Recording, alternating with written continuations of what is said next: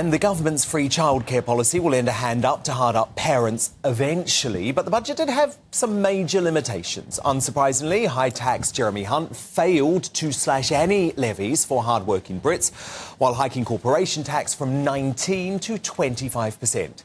Nevertheless, the government celebrated their so-called budget for growth with this cringe post on social media mocking Matt Hancock's criminally disgusting leaked lockdown files.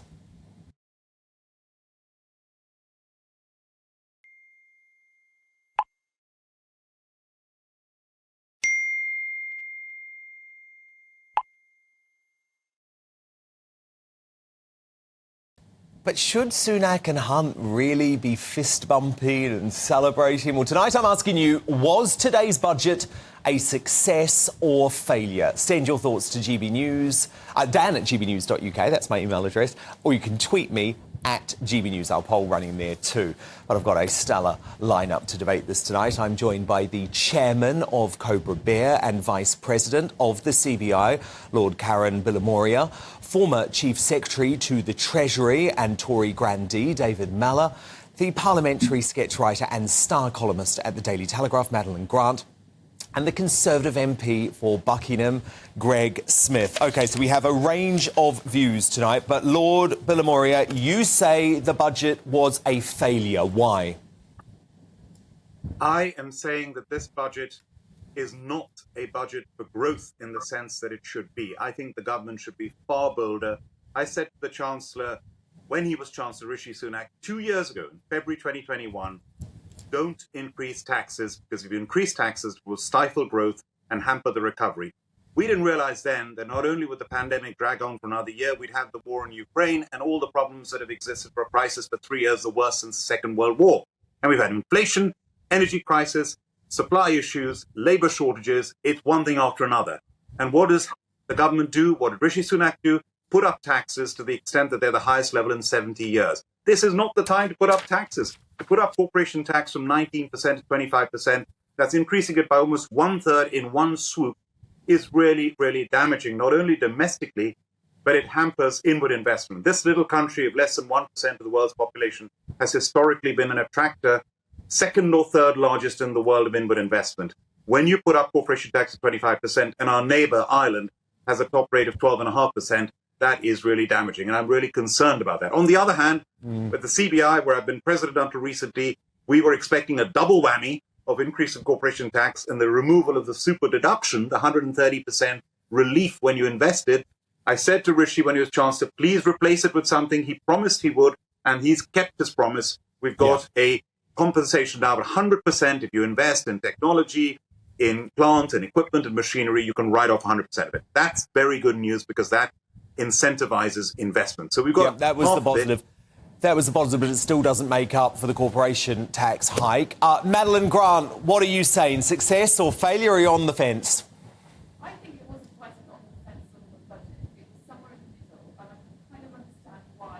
I think that after the last, what was called the statement from Liz Truss that was allegedly not really a full budget, and the fallout from that, you can kind of understand why they would want to not spook the horses too much, not do anything too ambitious.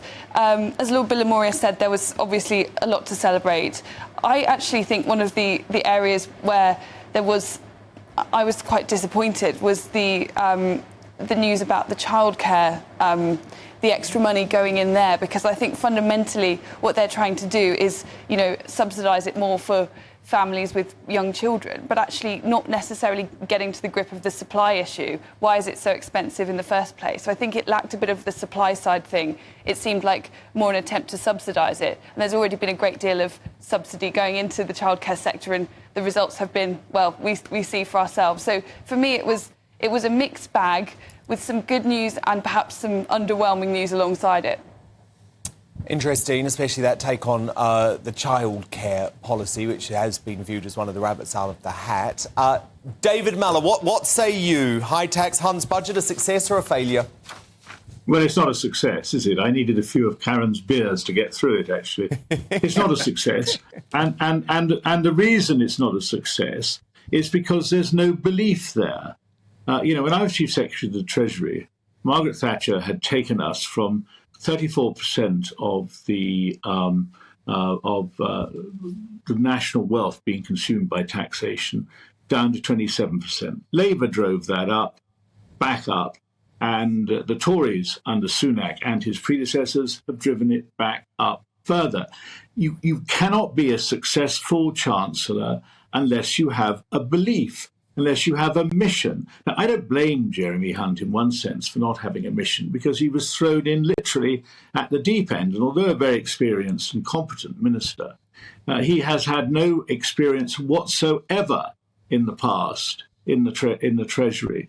But I just think this is a belief-free budget, and it's a disgrace. I mean, I agree with everything Karen Billamoria said. I don't disagree with his veer. I agree with his opinions. Everything he said.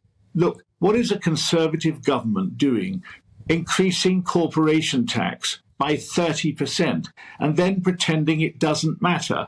I looked at my history books, and as far as I can see, the last time there was any kind of increase on this scale in corporation tax was back in 1974 under an incoming spend Labour government. And I just think it's an outrage that the Conservatives should think that this is something to cheer about.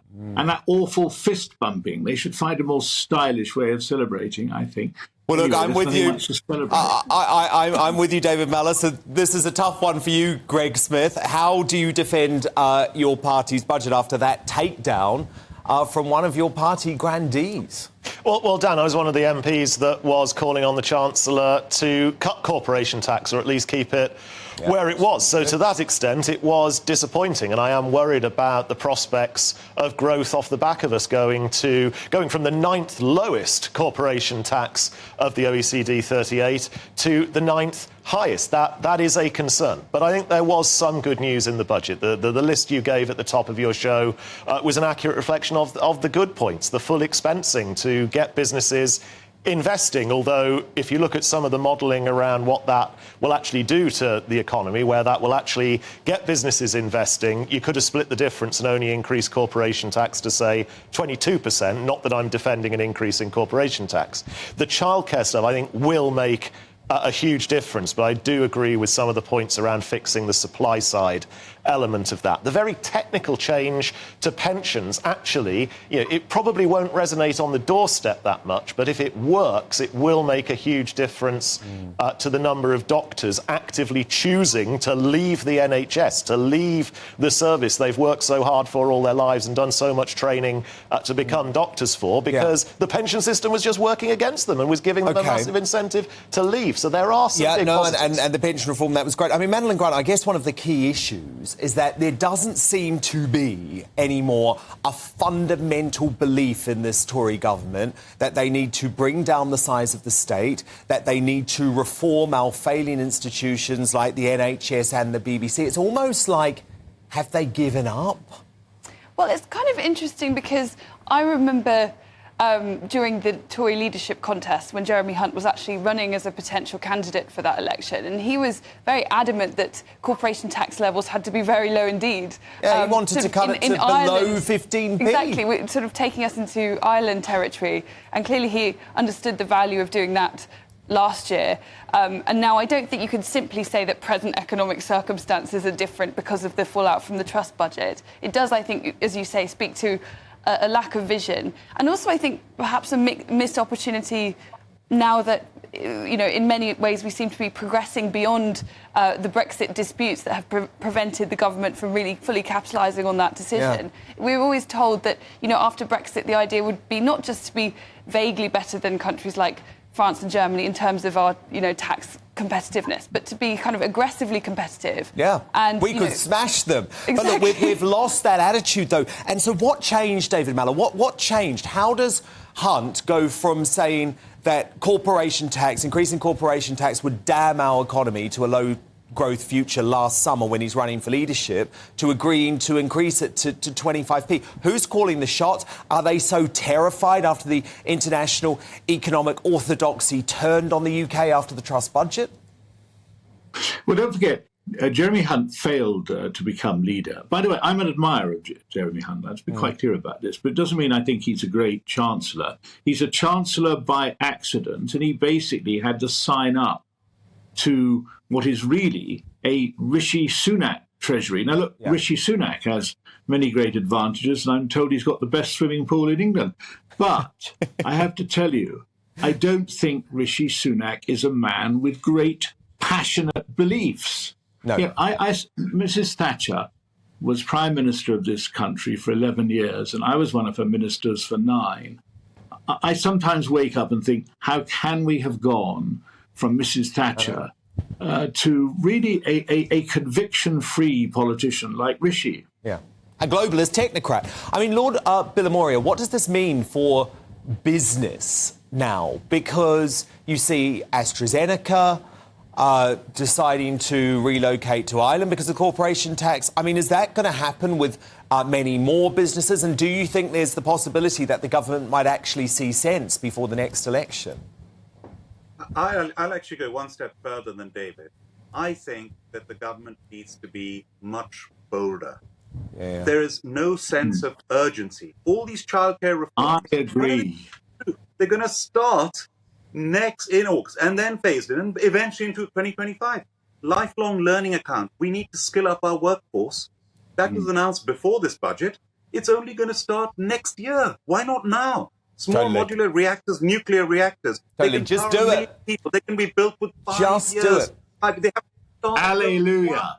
There needs to be a sense of urgency here. There needs to be a boldness to go for growth, to encourage small and medium-sized enterprises. Where's the IRS 35 being reformed to encourage? Oh, I know. That was one of the best things. That was one of the best things in the Kwarteng mini budget, the reform of IR 35. That wasn't even spoken about today. So, Greg Smith, is there a lack of urgency in the Conservative Party now? And what are backbenchers like you going to do to get Sunak and Hunt to realise they don't have a lock on this leadership? You know, Boris Johnson, depending on, and I know David Mellor's going to hate this concept, but depending on what happens at the Privileges Committee next week, Boris Johnson is stalking them.